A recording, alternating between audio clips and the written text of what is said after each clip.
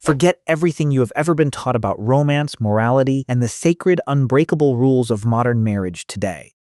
Concepts like absolute fidelity, legal marriage certificates, and forbidden intimacy are actually incredibly recent inventions of human civilization.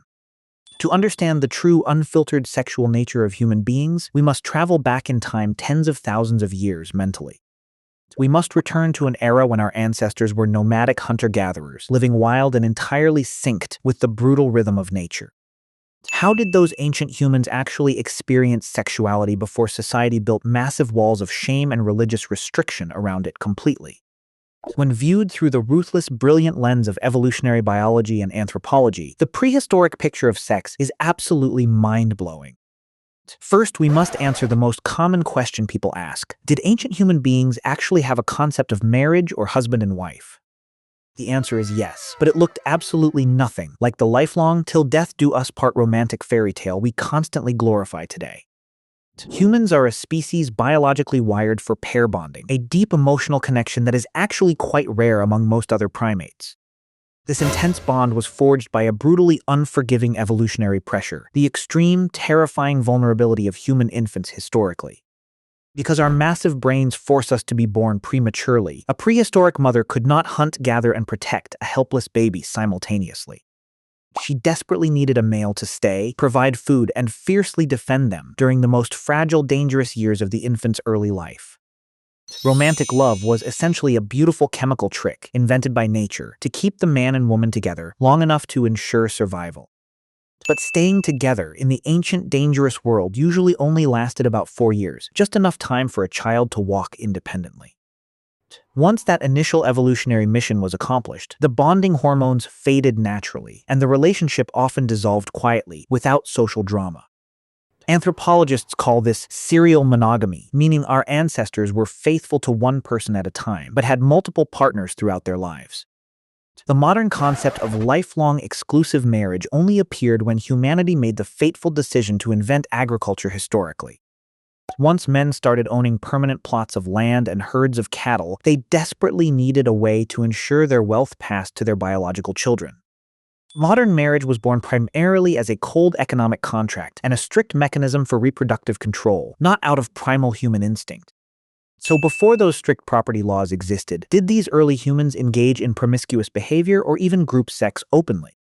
The truth is, the sex life of a prehistoric hunter-gatherer was far more free, fluid, and communal than modern society dares to imagine comfortably.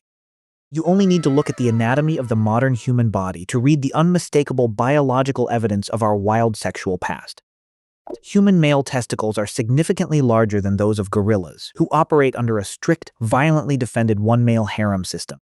Yet they are smaller than those of chimpanzees, who live in highly promiscuous societies where everyone mates with everyone constantly. Our perfectly average reproductive size proves that human evolutionary history was defined by intense sperm competition happening internally. This biological warfare implies ancient women frequently had sex with multiple different men within incredibly short, overlapping windows of time. Furthermore, human females are one of the only mammals on Earth that completely conceal their biological ovulation cycle from the outside world. Female baboons display bright red, swollen behinds to explicitly announce their peak fertility to any dominant male watching nearby. But nature gave the human woman absolutely no obvious physical signs to broadcast when she is actually capable of getting pregnant biologically. Why did evolution go to such incredible lengths to create this perfect biological secrecy for human females over millions of years? It was an absolute masterstroke of evolutionary strategy designed specifically to empower prehistoric women and protect their vulnerable children. By hiding her fertility completely, a woman forced a man to stick around and mate with her consistently if he ever wanted a chance at fatherhood.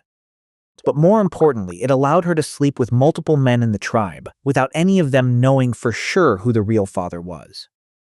Anthropologists call this brilliant unconscious survival strategy paternity confusion, and it was the ultimate prehistoric insurance policy.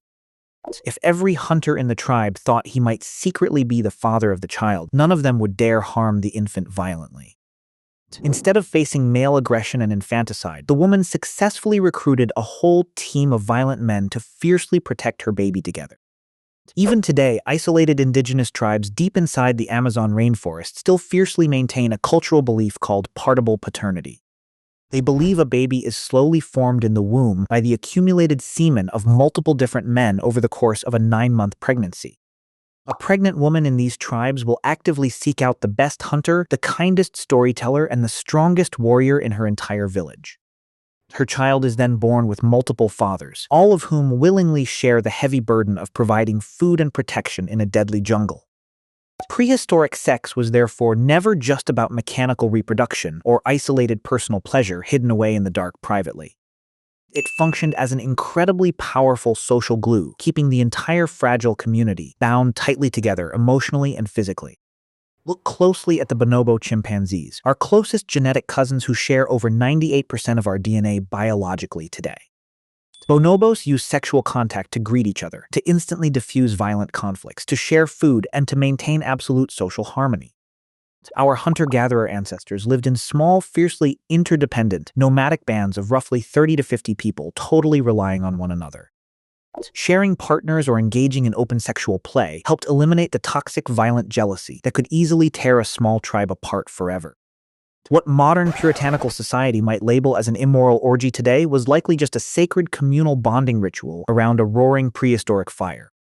These ancient humans slept huddled together for warmth inside tight caves and small huts, where the concept of absolute privacy simply did not exist. The sounds, smells, and sights of sexual intimacy were just an entirely normal, public, and mundane part of everyday prehistoric life visually. Children grew up with a completely naked, unfiltered understanding of human sexuality without a single ounce of religious guilt attached to it.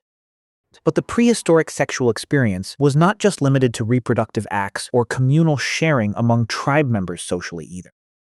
Another deeply fascinating question arises when looking at the ancient world. Did prehistoric humans understand and practice masturbation? Biologically speaking, masturbation is an incredibly ancient behavior that existed on Earth long before the first human ever walked upright. From monkeys and chimpanzees to elephants and dolphins, wild animals engage in self-stimulation instinctively and frequently in nature completely naturally.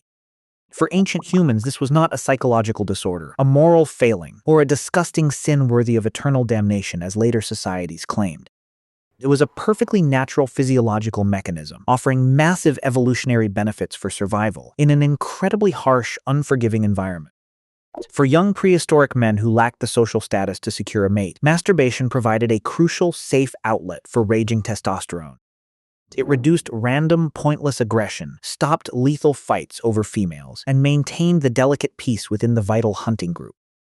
From a purely biological standpoint, frequent ejaculation also flushed out old dying sperm cells from the male reproductive system continuously. This ensured that when a male finally earned the chance to mate, his sperm army was young, highly mobile, and primed for successful fertilization.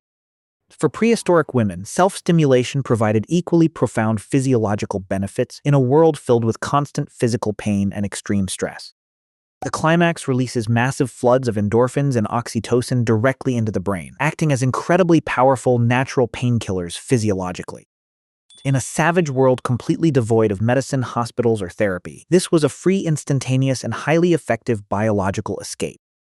Archaeologists have actually uncovered stunning, undeniable physical evidence of ancient human masturbation dating back to the distant Stone Age. Deep inside the Holy Fels cave in Germany, scientists excavated a beautifully polished, perfectly shaped stone siltstone phallus. This ancient artifact is roughly 28,000 years old, and its specific microscopic wear patterns clearly indicate it was used for sexual pleasure. It stands today as one of the oldest known sex toys ever discovered in the entire archaeological history of the human race globally. It proves definitively that our ancestors not only touched themselves instinctively, but possessed the creative intelligence to craft tools enhancing physical pleasure. They also carved voluptuous Venus figurines with massive breasts and wide hips, which likely served as direct visual stimulation devices alongside fertility worship. To the ancient mind, human sexuality was a raw, beautiful, and completely unashamed celebration of the physical body existing entirely without dogma. However, we must be incredibly careful not to romantically idealize the prehistoric past as some sort of flawless, consequence-free sexual utopia either. That wild, uninhibited sexual freedom came with terrifying biological costs that would make any modern human being completely panic today. Without condoms, antibiotics, or any basic understanding of microbiology, sexually transmitted diseases were a constant, deadly phantom haunting humanity. Having multiple sexual partners meant a single lethal pathogen could rapidly rip through an entire tribe and wipe out the population overnight. Infant mortality and maternal death rates were catastrophically high, making every single pregnancy a literal life or death gamble for the prehistoric mother. And while communal sharing eased some biological jealousy, evolutionary competition for mates still occasionally erupted into brutal, bloody violence among men. Their sexual freedom did not stem from some enlightened philosophical worldview. It existed simply because they had not built civilization's cages yet. The true devastating turning point for human sexuality, the permanent death of this primal freedom, occurred roughly 10,000 years ago historically. The agricultural revolution forced humans to stop wandering, build permanent settlements, farm the land, and fiercely hoard material wealth economically. Suddenly, the concept of private property became the absolute center of human existence, fundamentally altering how we viewed each other socially. A land-owning man now desperately needed absolute certainty about who his biological heirs were to pass down his heavily guarded wealth securely. The casual communal sharing of female partners suddenly transformed into a massive, unacceptable economic risk for powerful men in charge. To completely control the female womb, human society violently constructed patriarchy, rigid honor codes, and the terrifying concept of sacred virginity. Official marriage emerged strictly as a cold, legal framework, establishing a man's unquestionable ownership over specific women in the community. Organized religion soon followed, conveniently declaring any sex outside the rigid boundaries of marital reproduction as a disgusting, punishable sin against the gods. Humanity voluntarily locked itself inside a moral cage of its own design, trading wild sexual freedom for the safety of economic stability long-term. The modern world we navigate today is the direct psychological product of thousands of years of this systematic, relentless sexual suppression.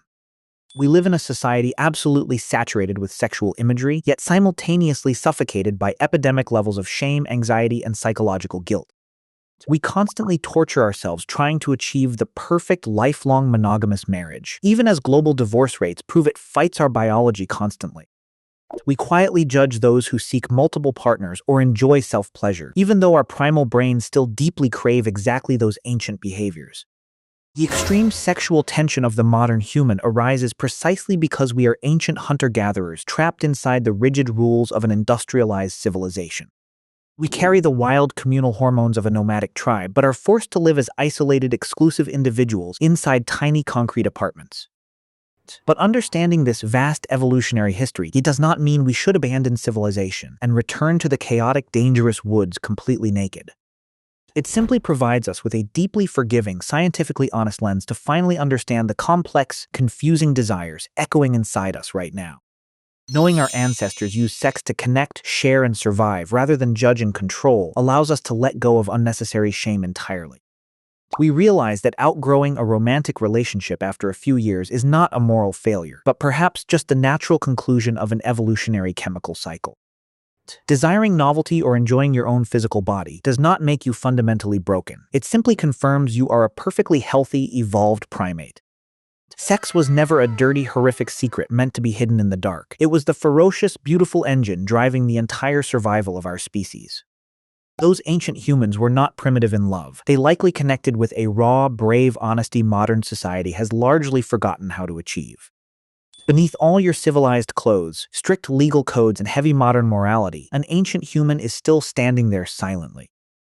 And that ancient human is still desperately waiting, hoping to one day be allowed to love the world wildly and completely without shame again.